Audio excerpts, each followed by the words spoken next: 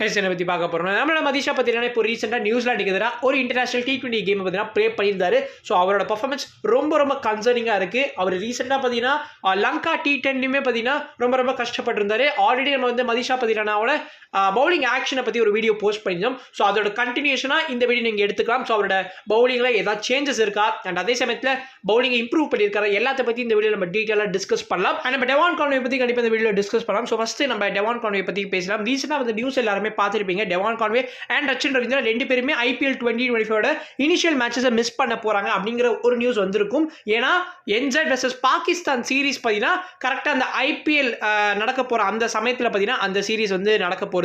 So அதனால வந்து initial matches வந்து மிஸ் பண்ண போறாங்க கான்வே அண்ட் ரச்சின் நியூஸ் வந்திருக்கும். இன்னும் ஸ்குவாட் வந்து அஃபிஷியலி வந்து NZ கிரிக்கெட் போர்டு வந்து அனௌன்ஸ் பண்ணல, லேட்டராக தான் அனௌன்ஸ் பண்ணுவாங்க. நியூசிலாந்து கிரிக்கெட் போர்டு பார்த்தீங்கன்னா சென்ட்ரல் கான்ட்ராக்ட் பிளேயர்ஸ் லிஸ்ட்னு ஒன்று மெயின்டைன் பண்ணுறாங்க. இது சிம்பிள் தான். இப்போ இன்டர்நேஷனல் கமிட்மெண்ட்ஸ்லாம் உங்களுக்கு வரப்போ அந்த சமயத்தில் நீங்கள் வேற ஏதாவது ஒரு லீக்ல போய் ஆடணும் அப்படின்னு விருப்பப்பட்டு நீங்கள் வந்து சைன் பண்ணியிருந்தீங்கன்னா அதில் போய் நீங்கள் பார்ட்டிசிபேட் பண்ணக்கூடாது. நீங்கள் வந்து இந்த இன்டர்நேஷனல் கமிட்மெண்ட்டை முடிச்சதுக்கு அப்புறமா தான் நீங்கள் போய் அந்த லீக் விளையாடணும். இதுதான் சென்ட்ரல் கான்ட்ராக்ட் பிளேயர்ஸ். இது எதுக்காக இப்போ நான் சொல்கிறேன்னா டெவான் கான்வே, அதுக்கப்புறம் கேன் வில்லியம்சன், ஃபின் ஆலன் இந்த மாதிரி பிளேயர்ஸ்லாம் வந்து இந்த சென்ட்ரல் கான்ட்ராக்ட் பிளேயர்ஸ் லிஸ்ட்டில் கிடையாது. அவங்க வந்து விருப்பப்பட்டா அவங்களால லீக்ஸ் போய் ஆட முடியும். இந்த மாதிரி இன்டர்நேஷனல் கமிட்மெண்ட்ஸில் பார்ட்டிசிபேட் பண்ணியே ஆகணும் அப்படிங்கிற ப்ரெஷர் அவங்களுக்கு கிடையாது. ஸோ அப்படி இருக்கிறப்போ டெவான் கான்வேவால் ஈஸியாக வந்து இங்கே IPL 2025 கண்டிப்பாக ப்ளே பண்ண முடியும்.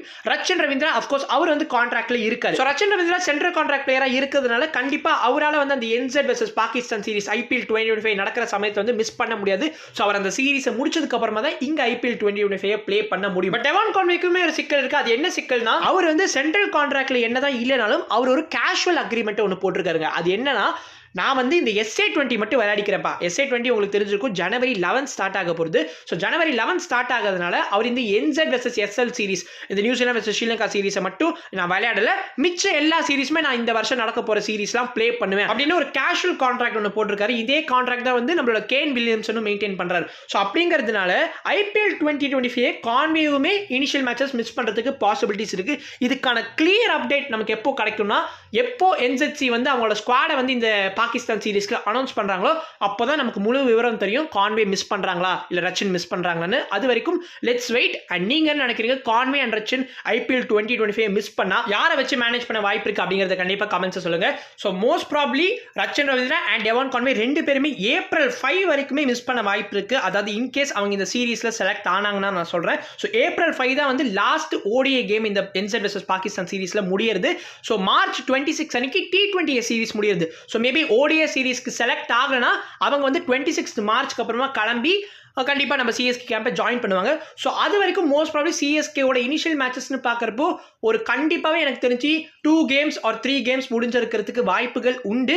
So definitely Conway and Rachin ரெண்டு பேருமே வந்து 3 or 2 கேம்ஸ் வந்து மிஸ் பண்ணுறதுக்கு வாய்ப்புகள் இருக்குது இந்த சீசனில். ஸோ அதுக்கு மேலே பாசிபிலிட்டி இல்லை இன்கேஸ் செலக்ட் ஆனாலுமே நான் சொல்கிறேன். ஓகேங்களா?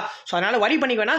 2 or 3 கேம்ஸ் CSK மேனேஜ் பண்ணுவாங்க. அது யாரை வச்சு மேனேஜ் பண்ணுறாங்க லேட்டரான் பார்க்கலாம். ஃபர்ஸ்ட் ஆஃப் ஆல் இவங்க இந்த சீரீஸில் விளையாடுறாங்களா இல்லையானே நமக்கு கன்ஃபார்மாக தெரியல. ஸோ பொறுத்திருந்து பார்க்கலாம் என்ன நடக்க போகிறது. ஆனால் நம்ம பத்திரினா பர்ஃபார்மன்ஸ் சொல்லலாம். ஸோ பத்திரினா இப்போ ரீசெண்டாக வந்து ஃபர்ஸ்ட் T20 கேம் ப்ளே பண்ணியிருந்தார். நியூசிலாந்து வெர்சஸ் ஸ்ரீலங்கா சீரிஸ் தொடங்கி இருக்கும். அதில் ஃபர்ஸ்ட் T20 கேமில் நம்ம பத்திரினா ப்ளே பண்ணியிருந்தாரு. அண்ட் அஃப்கோர்ஸ் ரச்சின் ரவீந்திராவுமே ப்ளே பண்ணியிருந்தாரு. அவர் 8 ரன்ஸ்க்கு பார்த்தீங்கன்னா அவுட் ஆயிருந்தாரு. பட் அது வந்து that's not a big deal. அவர் கண்டிப்பாக வந்து அப்கமிங் கேம்ஸில் அவரால் கண்டிப்பாகவே வந்து இதை சரிப்படுத்த முடியும். பட் பத்திரினாவோட விஷயத்துக்கு வந்தோம்னா அவர் ஆல்ரெடி லங்கா T10ல ப்ளே பண்ணியிருந்தாரு. அந்த லீக்ல ப்ளே பண்ண ஒரு மேட்ச்ல பார்த்தீங்கன்னா 2 ஓவரில் 34 ரன் கொடுத்து வெறும் ஒரு விக்கெட் தான் எடுத்திருப்பாரு. அவரோட எக்கானமி ரேட் அந்த மேட்ச்ல 17.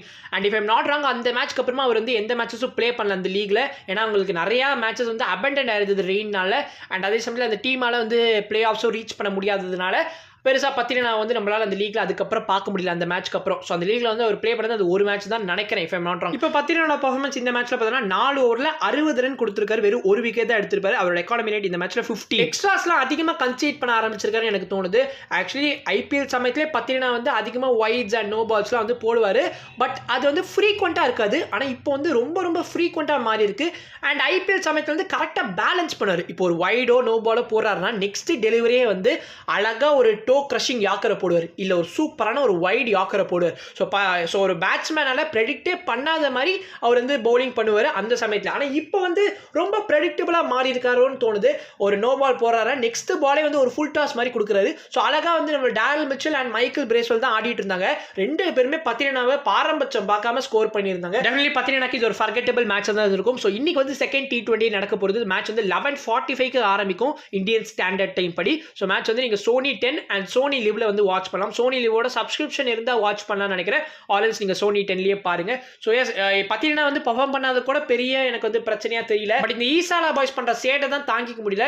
ஏன்னா இந்த ஃபர்ஸ்ட் T20 கேம்ல வந்து அவங்களோட பிளேயர் ருவான் துஷாராவும் ப்ளே பண்ணியிருந்தாரு. ஸோ இந்த IPL 2025 ஆப்ஷன்ல தான் அவரை பிக் பண்ணியிருந்தாங்க. ஸோ அவர் வந்து 4 ஓவரில் ஒரு 28 ரன் தான் கொடுத்துருந்தான்னு நினைக்கிறேன். ஸோ நம்ம பார்த்தீங்கன்னா அதிகமான ரன்ஸ் கொடுத்ததுனால அவரையும் இவரையும் கம்பேர் பண்ணி எங்க பிளேயர் தான் மாசு, உங்க பிளேயர் வேஸ்ட் அப்படின்லாம் சொல்லிட்டு இருக்காங்க சோஷியல் மீடியாவில். நம்ம CSK ஃபேன்ஸ் இவங்களை காம்படிட்டராக கூட மதிக்கல.